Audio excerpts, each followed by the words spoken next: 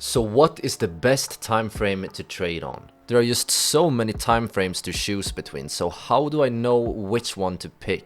So first things first, how do I change the time frame on TradingView? Well, what you do here is that you go up to the upper left corner where it says D here, you press on this button and you can see that many different time frames appear. Right now you can see that we are on a 1 day time frame, which means that every candlestick you can see on this chart represents 1 day. Let's go up here and change our time frame to, for example, 1 hour. So now every candlestick represents 1 hour instead. But now, which time frame is actually the best one? Well, some people swear by the daily time frame, saying it's the only way to capture significant trends and avoid market noise, while others claim that the 5-minute time frame is the best, arguing that it allows for maximum opportunities and quick profits. The truth is that asking this question is pretty similar to asking, what's the best car? Are you looking for speed, comfort, fuel efficiency, or maybe a blend of everything?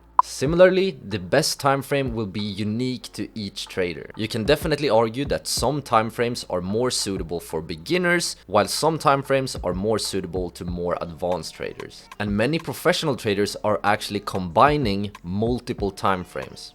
But let's start here by taking a look at the time frames I think is most suitable for beginner traders. And that is from around 1 hour to 1 day. And the most common time frames here are the daily time frame, the 4-hour time frame, and the 1-hour time frame. Traders that are using the 1 hour, 4-hour, or daily time frame are called swing traders. Their goal is to capture the price swings in the market that usually occurs over several days to a few weeks. One reason that swing trading is suitable for beginners is that you have a lot of time to think about your trades. And most people, at least when they just start out trading, have a full-time job, so they can't just sit glued in front of the screen like, for example, the day traders and the scalpers do. The next category of time frames I want to talk about is day trading. Day traders usually use the 5-minute time frame, the 15-minute time frame, and perhaps even the 1-hour time frame. So you can see, as a rule of thumb, swing trading and day trading pretty much cuts here on the 1-hour time frame. Day traders buy and sell their positions within the trading day, so no positions are held overnight. One good thing about day trading is that you can avoid the risk of, for example, news or other events happening outside the trading hours. The next category I want to talk about is scalping.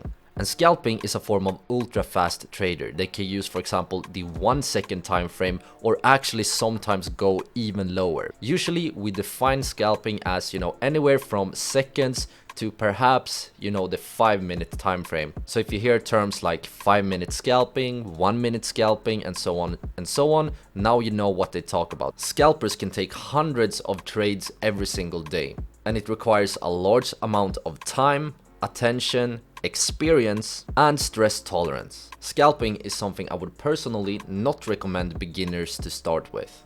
Last but not least, we have position trading or long-term investing. And here you can use anything from the daily time frame, weekly time frame, or even monthly. But when we're talking about trading, we usually talk about swing trading, day trading, or scalping.